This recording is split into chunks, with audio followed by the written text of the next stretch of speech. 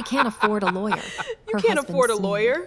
Then the judge changed everything. You with are on 4 your words. own. Silence in the Yvonne court. Marsh stood alone in family court, a single folder in her hands, while the man she'd given 14 years to sat beside an $800 an hour attorney and smirked.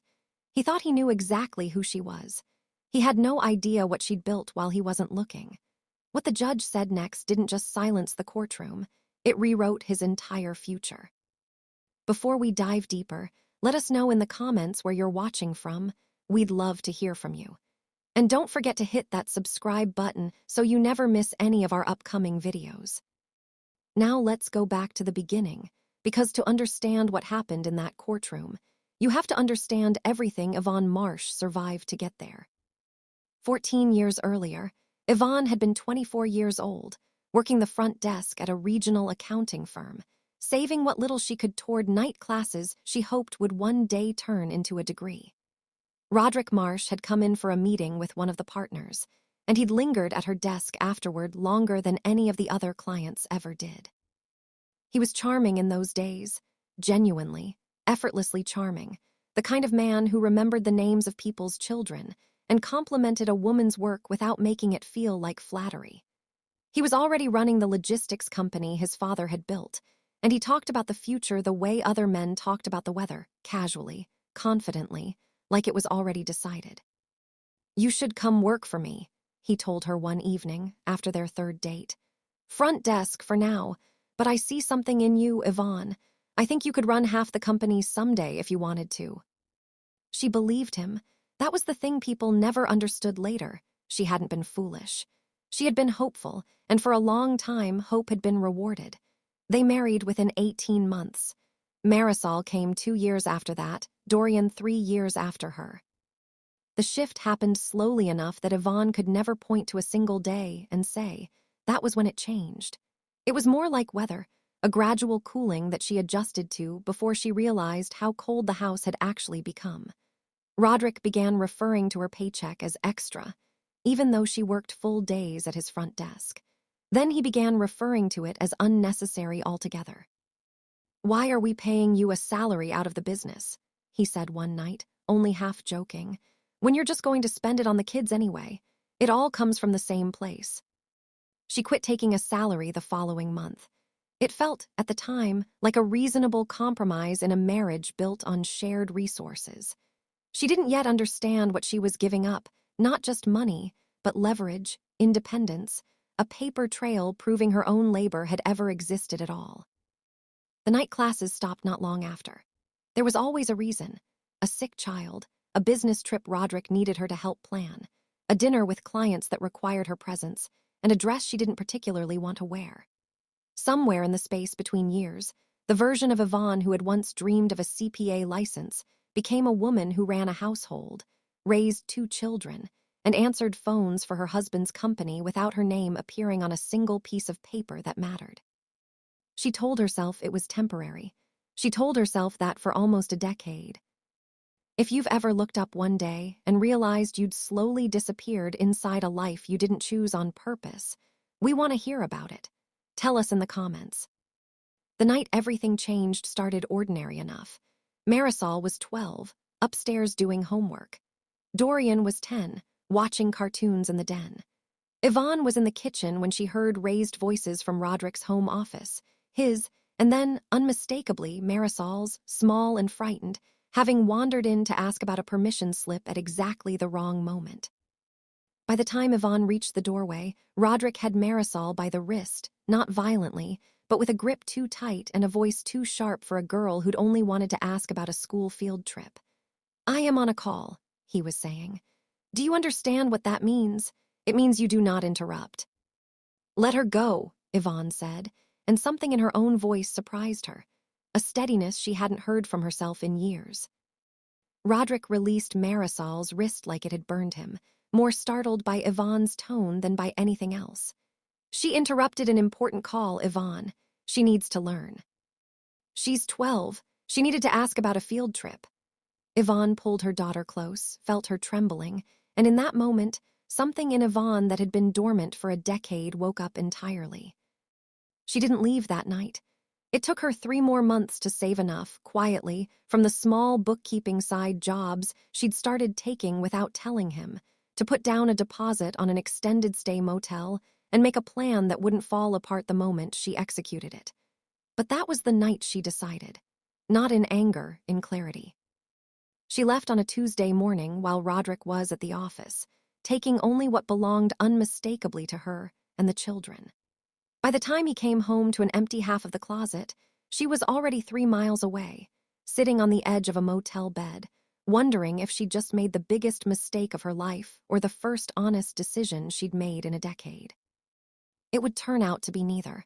It would turn out to be the beginning. The Fulton County family courthouse smelled like every courthouse does: old paper, cold coffee, and nerves nobody could hide. Fluorescent light fell flat across the rows of wooden benches, and outside the tall windows, a gray October sky pressed down over the parking lot. Yvonne Marsh sat at the respondent's table, a single manila folder in front of her, a plain black pen resting on top of it. She wore the same charcoal blazer she'd worn to 3 job interviews that year, the sleeves pressed carefully that morning in the bathroom of the extended stay motel she now called home. Her hair was pulled back, simple gold studs in her ears, the only jewelry she hadn't sold. Across the aisle, Roderick Marsh leaned back in his chair like the room belonged to him. It usually did. He ran a mid-size logistics company his father had built, and he wore that fact the way other men wore cologne, applied liberally, impossible to ignore. Beside him sat Bradford Cole, a divorce attorney whose retainer alone could have covered Yvonne's rent for a year, his silver cufflinks catching the light as he arranged a stack of color-tabbed documents. All rise, the Honorable Judge Eleanor Voss presiding. Everyone stood. Judge Voss entered without ceremony, a woman in her early 60s with the unhurried authority of someone who had stopped being impressed by expensive suits decades ago. She had a reputation in this courthouse, fair, sharp, and entirely without patience for theatrics. Please be seated. She opened the file. Case number, Marsh versus Marsh. Petition for dissolution, custody of the minor children, and division of marital assets. She looked up over her glasses. Mrs. Marsh, are you represented by counsel today? Yvonne stood. No, Your Honor, I'm representing myself. Roderick leaned toward his attorney and said something behind his hand. Cole's mouth twitched. If you've ever sat in a room where everyone assumed you'd already lost, you know exactly the air Yvonne was standing in. Mr. Cole, the judge said, your client has filed for full custody, the marital residence, and support payments from Mrs. Marsh. Is that correct? It is, Your Honor. My client has been the sole financial provider for the household. Mrs. Marsh left the family home 18 months ago and has, frankly, contributed very little since. Roderick didn't wait to be invited. He rose halfway out of his chair. Your Honor, if I may, she's sitting there with a folder and a pen. She doesn't even have a lawyer. I don't think there's much left to argue here. A ripple moved through the gallery. Yvonne didn't move. Mr. Marsh, the judge said, not looking up, sit down. He did slowly, still smiling. Mrs. Marsh, Judge Voss continued, your response. Yvonne rose. Her voice, when it came, was even and unhurried. Your Honor, I don't dispute that my husband's business generated our household income for most of our marriage. What I dispute is the idea that it was his alone. I managed our home, raised our 2 children, and worked the front desk of his own company for 9 years without a salary, because he told me that was my contribution. When I asked for a paycheck like every other employee, he told me a wife doesn't need one. Roderick's jaw tightened, but he stayed quiet for now. After I moved out to protect our daughter from what was happening in that house, Yvonne continued, my husband froze our joint account, canceled the health insurance for me and the children, and told our son I'd left because I didn't love this family anymore. I've been living in a motel for 4 months, working 2 jobs. I don't have the resources sitting across from me, but I have the truth, and I have proof. Roderick actually laughed, short, sharp, disbelieving. Proof of what? That you left. Mr. Marsh, the judge's voice dropped 10 degrees. That is the last time I will warn you. He sank back into his chair, but the smirk didn't fully leave his face. Beside him, Cole shifted uncomfortably, glancing at his client like he was recalculating something. If a moment like this has ever happened in your life, where someone counted you out in front of a room full of people, tell us in the comments. We read every single one. Mrs. Marsh, the judge said, you filed a counter motion requesting joint custody, equitable distribution, and spousal support. Is that correct? Yes, Your Honor. Roderick muttered something under his breath. Cole didn't bother stopping him this time. Your Honor, Roderick said, standing again without permission. With respect, this is a waste of the court's time. She has no income of her own, no savings, nothing to offer this family financially. I've paid for everything, the mortgage, the cars, our children's school, and now she wants half of what I built. Mr. Marsh, sit down. He didn't, not right away. I'm simply stating facts, Your Honor. She can't even afford a lawyer. How exactly is she going to afford our children? The room went cold and still. Yvonne's fingers curled slightly on top of her folder, but her face stayed composed. In the second row of the gallery, her mother pressed a hand to her mouth. Judge Voss set down her pen. She removed her glasses, folded them with deliberate slowness, and looked directly at Roderick. Mr. Marsh, I am going to say this once. You have counsel. Use him, or I will hold you in contempt of this court. Do you understand me? Yes, Your Honor, he muttered, finally sitting.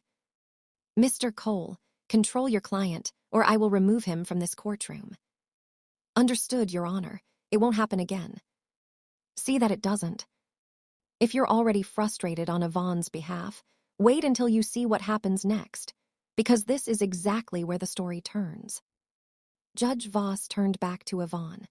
Mrs. Marsh, do you have documentation of your current income and employment status?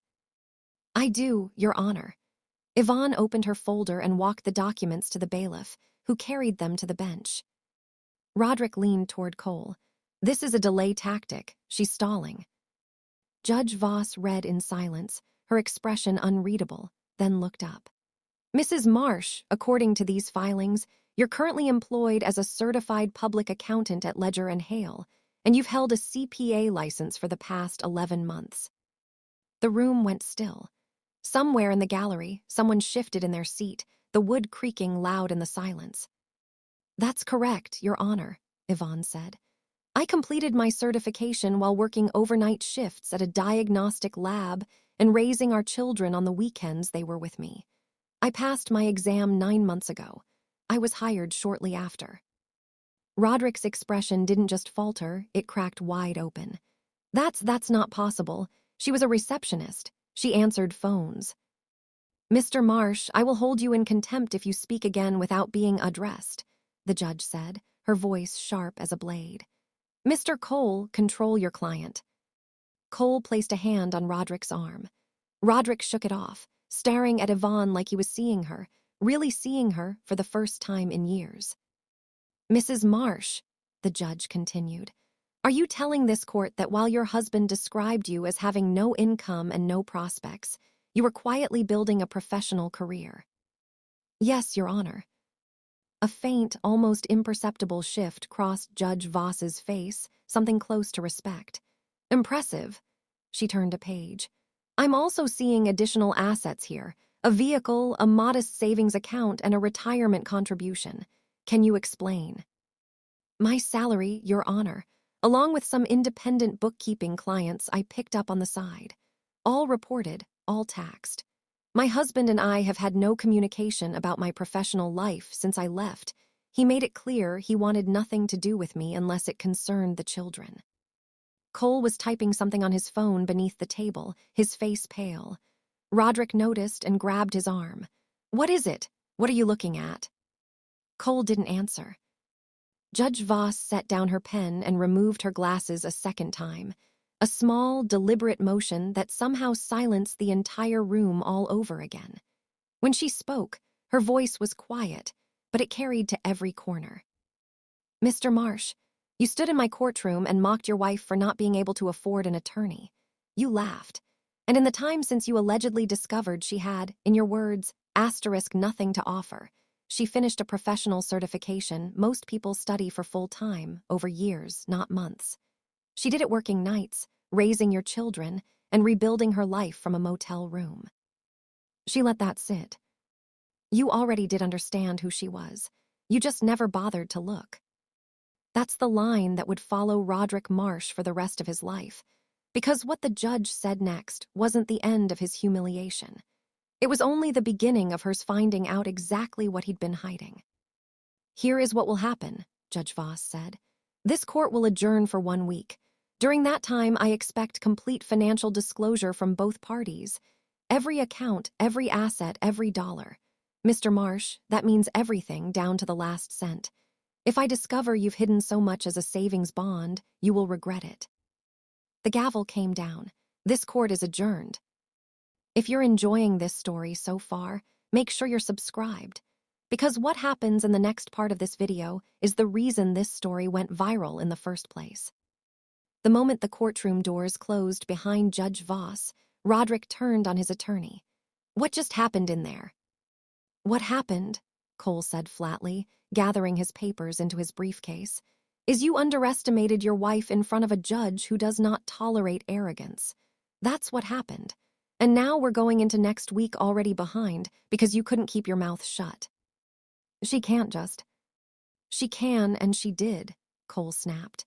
Do you have anything you haven't told me, Roderick? Anything at all? Because if there is, I need to know now, not when opposing counsel finds it first. Roderick's silence lasted a beat too long. Cole closed his eyes. Roderick, it's not what you think. Tell me anyway, now, before you tell it to a forensic accountant instead. They didn't speak again until they reached Cole's office on the 11th floor, a corner suite with a view of the city that Roderick barely registered. Cole poured himself a glass of water he didn't drink and sat across from his client, hands folded. There's a company, Roderick admitted finally. Registered under my cousin Desmond's name. I've been moving some funds there. It wasn't meant to hide anything from the court. It was meant to protect the business in case things got messy. How much? I don't know exactly. Maybe 200,000, give or take. Cole set down his glass with deliberate care, the kind of care a man uses when he is trying very hard not to throw it across the room. That is community property, Roderick. You are an owner of a company. You understand what concealment looks like to a judge who already thinks you're arrogant and dishonest, don't you? I earned that money. During your marriage, which makes it hers too, whether you like it or not. Cole rubbed his temples. We need to disclose this ourselves immediately before her side finds it. If we get ahead of it, we can call it an oversight. If they find it first, Judge Voss will call it exactly what it is. Outside the courtroom, in a very different part of the city, Yvonne gathered her folder, capped her pen, and walked toward the exit without a word to anyone. As she passed his table, Roderick had called out, low enough that only she could hear. This isn't over, Yvonne. She had stopped, turned, met his eyes for the first time all morning. You're right, she'd said quietly. It's just getting started. Then she had walked out, her low heels clicking against the marble floor, and hadn't looked back. 3 days later, Yvonne sat in a small conference room at Ledger and Hale with her mentor, a senior partner named Diane Acaffer, and one of the firm's forensic accountants, a meticulous man named Terry Alabi, who had spent 15 years untangling exactly this kind of mess. Your husband's lifestyle doesn't match his declared income, Terry said, sliding a spreadsheet across the table. Not even close.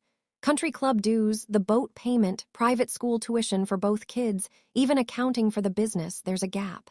A significant one. How significant? Yvonne asked. I won't know until I trace it. Give me until Friday. Diane studied Yvonne carefully across the table. You don't have to do this, you know. We can proceed with a standard asset division without digging into any of this. It would be simpler, faster. I know, Yvonne said.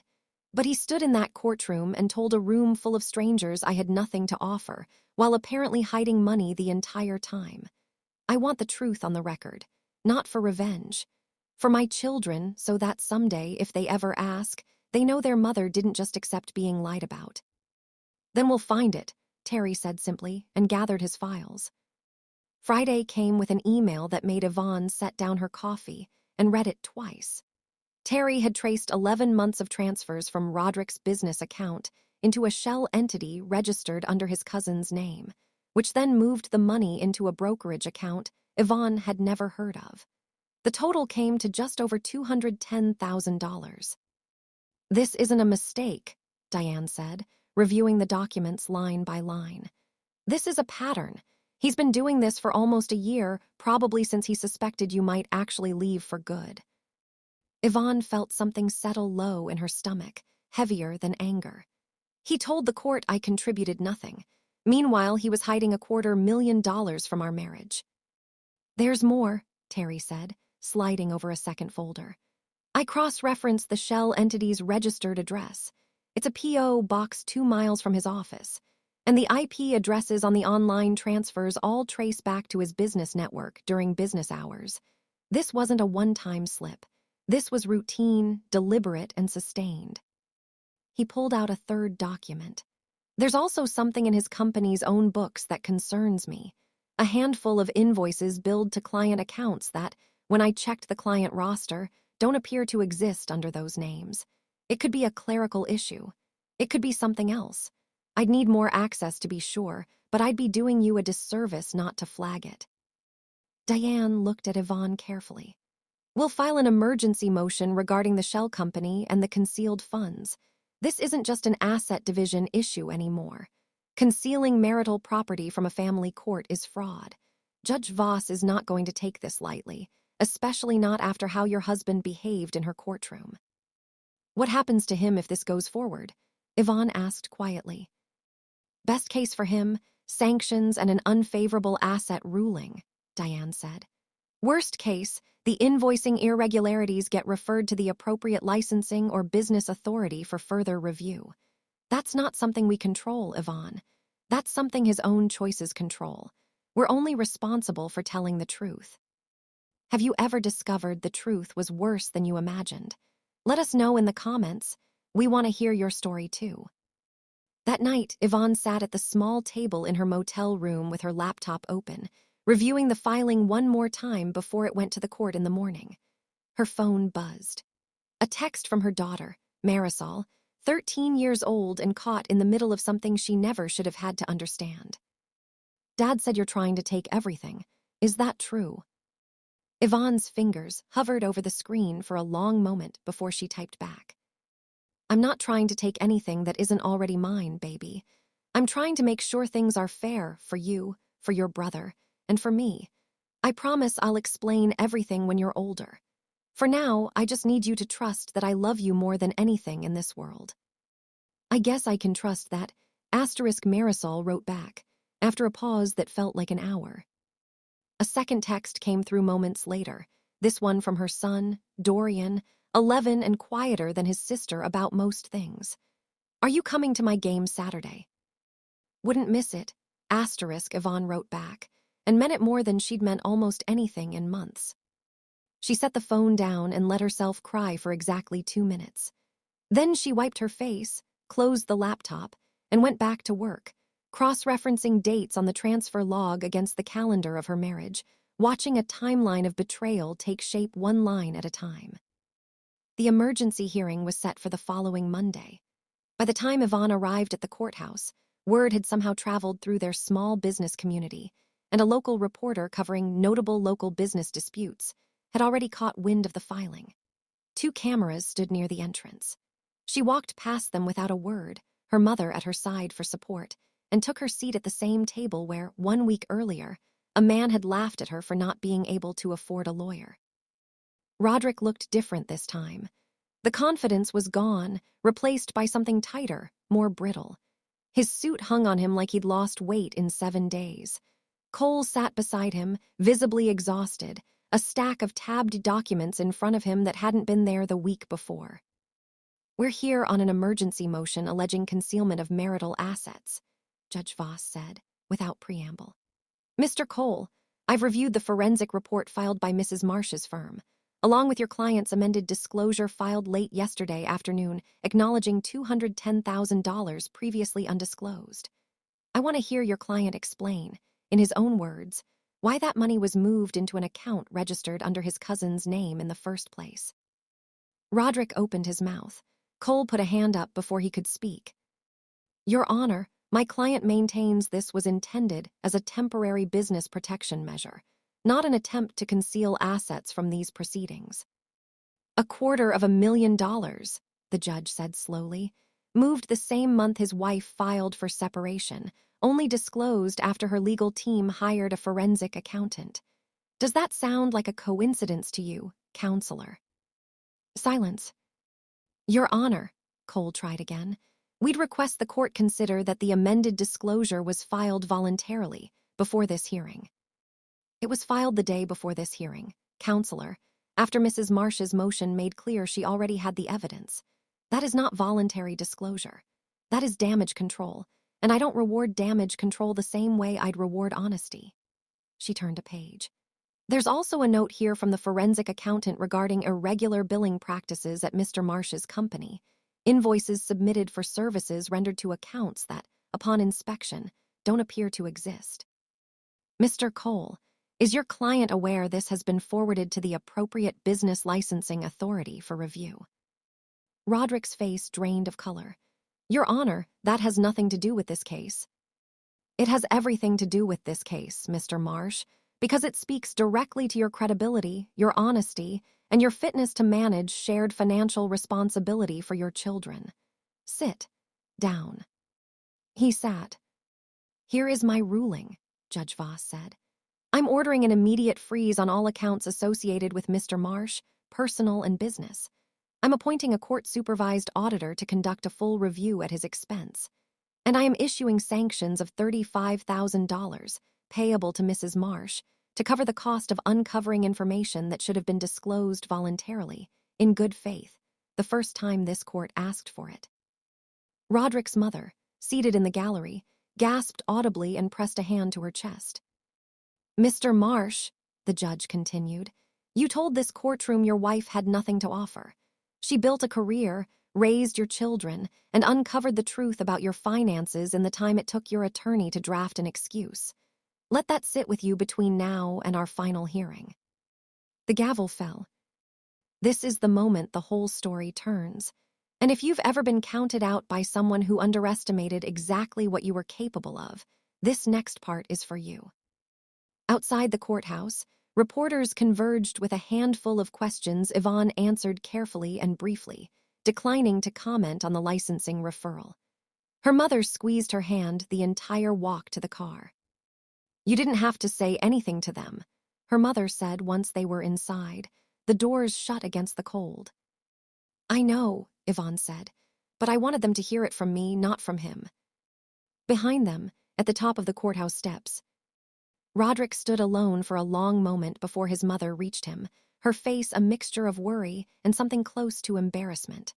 Roderick, what is happening? Susan Whitfield called me this morning asking the most ridiculous things about a licensing complaint. Is any of that true?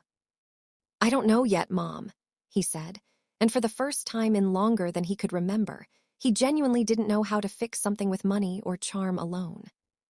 That evening, Yvonne picked up Dorian and Marisol for their weekend together, and for a few hours, none of it mattered, not the hearing, not the sanctions, not the reporters. They ate dinner at the small kitchenette table in her motel room, and Dorian talked through his entire soccer season play-by-play, while Marisol quietly did her homework, glancing up every so often like she was checking that her mother was still there. Later, after the kids were asleep on the pull-out, Marisol came and sat beside Yvonne on the small couch. Mom, she said quietly, is Dad going to be okay? Yvonne considered the question carefully before answering. Your dad is going to have to face some hard choices he made, sweetheart. That's not something I did to him. That's something he did to himself. But no matter what happens with the case, he's still your father and he still loves you. That part isn't going to change. Marisol nodded slowly, resting her head against Yvonne's shoulder. I'm glad you didn't give up, she said, even when it seemed like you should. I thought about it, Yvonne admitted quietly. More than once. Some nights in the beginning, I genuinely didn't know if I'd made a mistake, leaving with nothing, starting over from a motel room. But I kept thinking about you and your brother, and what I wanted you to believe was possible for yourselves someday. I didn't want you to think this was as good as it gets if it's not what you deserve." "It wasn't," Marisol said simply, and Yvonne kissed the top of her daughter's head and didn't trust her voice enough to answer right away. "If you're a parent who has ever had to rebuild for your children's sake, not just your own, this next part is dedicated to you." The final hearing came 2 weeks later. Yvonne wore the same navy blazer she'd worn the day she got her offer letter from Ledger and Hale, the one piece of clothing that still felt entirely, unmistakably hers. The courtroom was fuller than usual. A handful of Roderick's business associates sat stiffly in the gallery, their expressions unreadable. His mother sat near the back, clutching her purse like a shield. On Yvonne's side, her mother and sister occupied the front row, a quiet, steady presence she was grateful for with every glance backward. Judge Voss didn't waste time. "I've reviewed all filings, the forensic audit, and the character of both parties as demonstrated in this courtroom. I'm ready to rule." The room went completely silent. "On the matter of custody," the judge began, "I'm granting joint legal custody with primary physical custody to Mrs. Marsh. Mr. Marsh will have the children on alternating weekends and 1 weeknight per week, subject to review in 6 months, contingent upon continued compliance with the terms of this court." Roderick's shoulders dropped. His mother made a small sound in the gallery. "On the matter of asset division, given the deliberate and repeated concealment of marital property, I am awarding Mrs. Marsh 60% of the community estate. This includes the marital residence, which will be sold, with proceeds divided accordingly, retirement accounts, and all funds identified through the forensic audit, including the funds routed through the shell entity." Cole started to rise. Judge Voss didn't even look at him. "I'm not finished, counselor." He sat. "Mr. Marsh will pay spousal support of $2,800 per month for 4 years, plus child support calculated according to his actual, verified income, not the figure he initially declared to this court. He will also be responsible for the full $35,000 in sanctions previously ordered, plus the cost of the court-appointed audit, which came to an additional $9,400. She closed the file. "Mr. Marsh, you came into my courtroom 3 weeks ago and tried to convince this court, and possibly yourself, that your wife was nothing without you. Instead, she became someone you never bothered to see coming. Let this be a lesson that people who are underestimated do not stay that way forever." The gavel came down one final time. "This court finds in favor of the petitioner. Case closed." It was over. Outside the courthouse, Yvonne stood in the cold air and let herself breathe for what felt like the first time in over a year. Her mother and sister rushed forward to embrace her, and for a moment, none of them said anything at all. They didn't need to. Roderick walked out several minutes later, alone, Cole trailing a few steps behind him already on his phone. He didn't look for Yvonne. He didn't say anything. He simply got into his car and drove away, and for a long moment, Yvonne watched him go, feeling not triumph exactly, but something quieter. Something like release. Her phone buzzed, a text from Marisol. "Dad told us we're staying with you most of the time. I'm glad, Mom. I missed you." Yvonne wiped her eyes, smiling through the tears, and typed back 3 words. "I missed you too." She hadn't just won a court case. She had won her life back, proof, finally and undeniably, that she had never been the nothing he told her she was. She had simply been becoming something he never took the time to notice. Epilogue, what came after. A month later, Yvonne signed the lease on a small 2-bedroom apartment, close enough to Marisol's school that she could walk there on the mornings Yvonne had an early meeting. It wasn't grand. The furniture was second-hand, and the kitchen appliances were basic, but it was clean, it was safe, and every square foot of it was hers, earned with money she'd made herself. She stood in the empty living room on move-in day, boxes stacked around her, and allowed herself, finally, to feel something like peace. Diane Acaffer called her into her office the following spring with news that surprised her. Ledger and Hale wanted to promote her to senior associate, citing not just her technical skill, but the composure she'd shown handling one of the firm's more sensitive cases that year, one she hadn't even realized colleagues had been quietly watching unfold. "You have a gift for staying calm when everything around you is falling apart," Diane told her. "That's rarer than people think, and it's exactly what this firm needs more of." Roderick's company underwent a licensing review that dragged on for the better part of a year. Yvonne never asked for details, and her children, when they came to stay with her, rarely brought it up either, though she noticed, gradually, that Dorian and Marisol both seemed a little less guarded, a little more like themselves, as the months went by and the dust settled into something resembling a new normal. On a Saturday morning nearly a year after the final hearing, Yvonne stood on the sideline of Dorian's soccer game, coffee in hand, watching her son sprint down the field with the kind of unguarded joy she hadn't seen on his face in longer than she wanted to admit. Marisol sat beside her in a folding chair, scrolling through college brochures she'd started collecting even though she was only in 8th grade, already talking about schools with accounting programs, already, in her own quiet way, watching her mother and deciding what kind of life she wanted to build for herself. "You know," Marisol said without looking up, "I want to be like you when I grow up." Yvonne looked down at her daughter, this girl who had watched her mother rebuild an entire life from a motel room and a single manila folder, and felt something settle in her chest that no courtroom victory had ever quite managed to give her. "I hope you're something even better," Yvonne said. "I hope you never have to go through what I went through to find out what you're capable of, but if you ever do, I hope you remember that you can."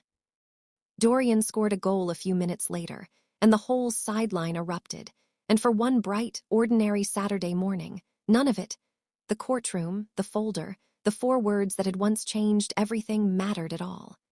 There was only her son running toward her with his arms up, her daughter cheering beside her, and a life that finally, entirely belonged to her. So tell us, have you or someone you know ever had to rebuild from nothing? Drop your story in the comments below. We read every single one. And if this video moved you, do us a favor and share it with someone who needs to hear it today. These stories deserve to be told, and these voices deserve to be heard. Until next time, remember, you are never as powerless as someone wants you to believe.